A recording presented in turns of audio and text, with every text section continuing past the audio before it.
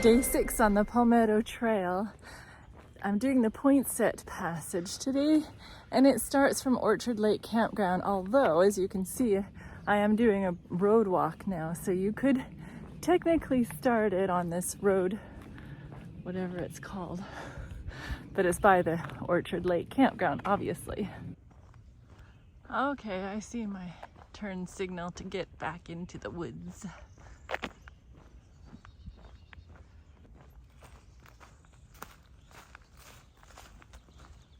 So this Poinsett Reservoir Passage is 6.6 miles.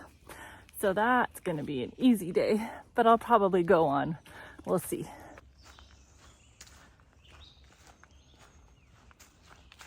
I'm so grateful because the Palmetto website does provide maps that you can download and use offline. And so it tells me if I'm on the right track or not.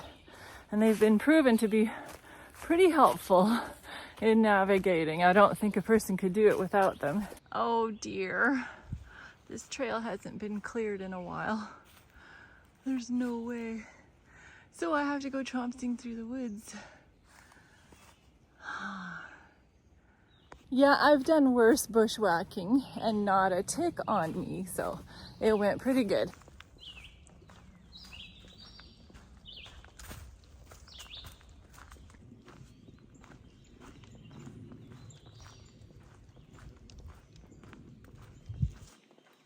It's very pretty out this morning.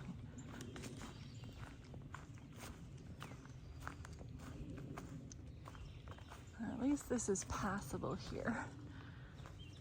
And then the children of Israel did evil in the sight of the Lord, and the Lord delivered them into the hands of the Midianites for 7 years. The Midianites were nomadic people and were actually kinsmen of the Hebrews, inasmuch as Midian was the son of Abraham by his second wife Keturah, and the father of Moses' wife was called a priest of Midian. Things were so bad that the Hebrews had to hide in dens and caves in the mountains.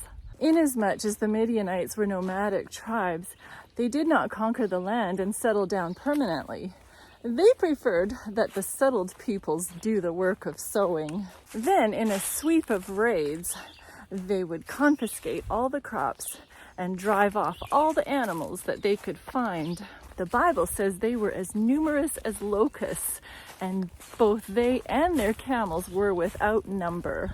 They swiftly swept over the land, leaving it stripped and bare. According to custom, they left the houses undestroyed in order to tempt the farmers to return and sow the fields once again.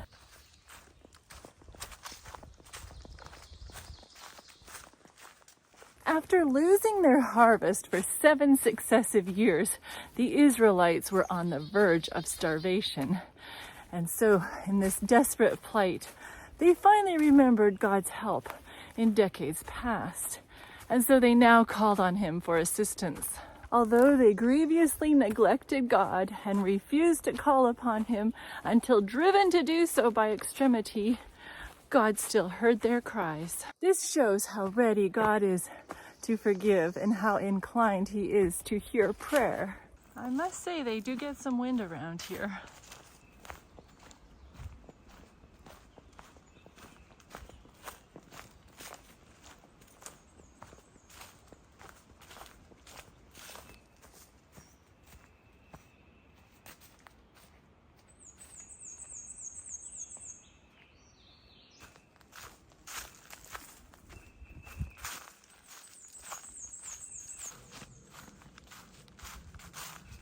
Oh, I'm gonna have to stoop on this one. Well, a guy by the name of Gideon was threshing wheat in a wine press. It was to avoid detection, but doing it this way, he was only able to thresh a little at a time. An angel of the Lord appeared to him and said, "The Lord is with you, you mighty man of valor."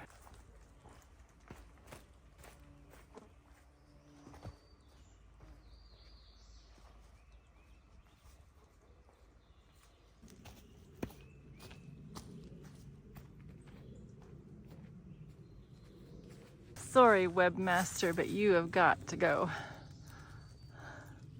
Too many spider webs.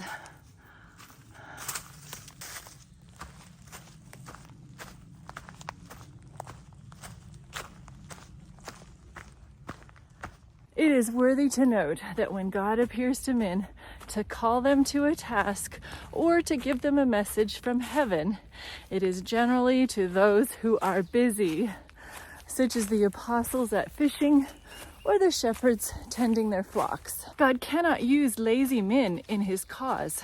I'm sitting on a log resting and noticing this other log that's been torn apart. What do you think did that? Is that a bird or a bear? That was a nice rest. Gideon said, "Oh my Lord, if the Lord is with us, why then has all this happened to us? Where are all his miracles he did in the past? The Lord has forsaken us and delivered us into the hand of the Midianites." But really, God had not forsaken his people. They had forsaken him. Then God told Gideon that he would be the one to save Israel. And Gideon said, "Oh my Lord, how can I save Israel? My clan is the weakest in Manasseh, and I am the least in my father's house." God chose Gideon in spite of the fact that he lacked social and political clout to gather the Israelites behind him. Like left-handed Ehud, female Deborah, or non-Israelite Jael, Gideon was an unlikely hero. The Lord used such people to emphasize that deliverance came from him and not from any human power.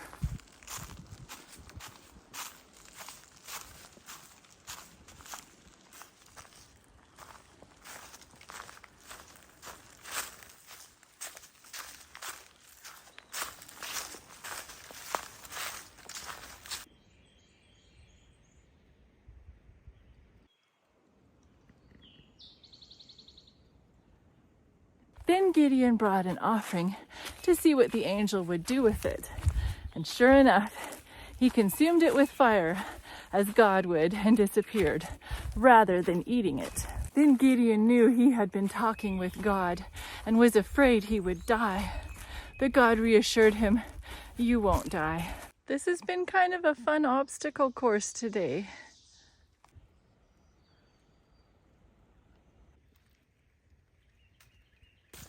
This is an interesting corridor.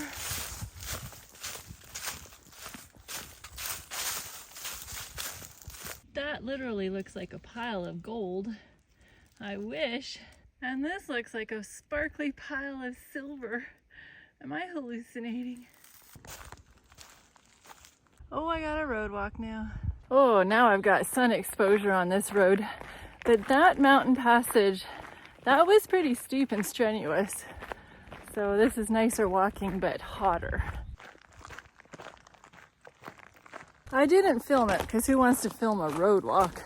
But I just summited a big mountain and now I get to go downhill and I am very, very happy. Okay, that road walk is the finishing part of the Poinsett Reservoir, and now I am onto the Blue Wall section passage. And this is now in the woods. Yay! So much nicer.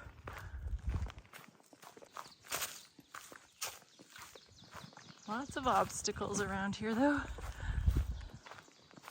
Whoa. Well, getting back to the Bible story now. God could not use Gideon to lead Israel until he took action to reform his own family. God had him take his father's bull and tear down the altar of Baal that his own father had built and make an altar to God in its place. Gideon did this, but because he feared his family and the people of the city, he did this in the night. When the city men arose and saw what had happened, they got mad and even wanted to kill Gideon. But Gideon's father saved his son by cleverly arguing that Baal should have been able to defend his own rights. I get to walk by a sweet stream.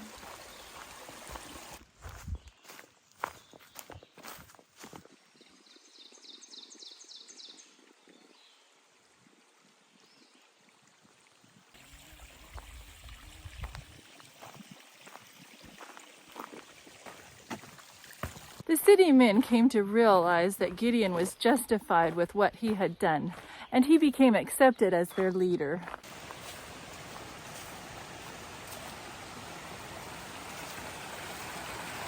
Well, when the Midianites and the Amalekites gathered together and started coming into the Israelite territory, Gideon blew the trumpet and summoned the other clans to come and help him fight. To be sure that God would be with him, he asked for a sign. He would put a fleece on the ground, and in the morning, if the fleece was wet and the ground was dry, then he knew that God would be with him. Well, it happened. But then Gideon realized, well, duh, that would have happened naturally. So he asked God for another sign, that the ground be wet and the fleece be dry. And God did so that night. Gideon reversed the test just to be sure. I just passed 3 people, so that tells me I must be getting close to the meeting up point with my mama. So I'm happy about that. This is definitely a nice section of the trail. Barak had Deborah the prophetess to provide security, but Gideon used tests for his purpose. He was not testing God by faithless rebellion, but in order to increase the faith that he already had. It was essentially, Lord, I believe, but help my unbelief. Have you ever tested God? I would love to hear your stories. And this story about Gideon will be continued in my next hike. I'm taking a little side trip to see a falls. I might as well do it since I'm in the area. I knew there was a conservancy here. Oh, is that a beaver down there? Anyways, it's really nice here now. I made it, but it's more of a cascade than a waterfall.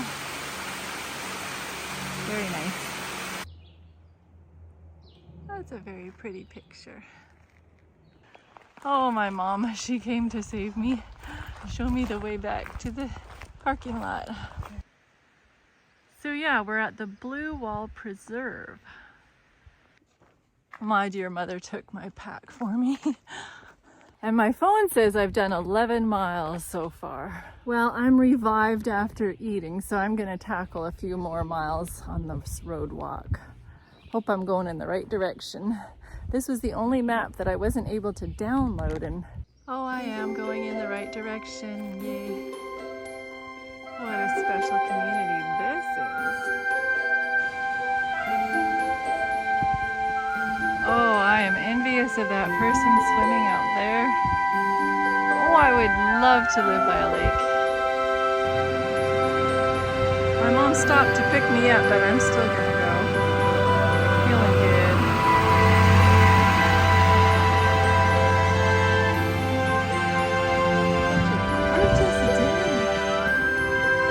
This is a kind of a busy road now. And that's a wrap. And I put in 15 miles today.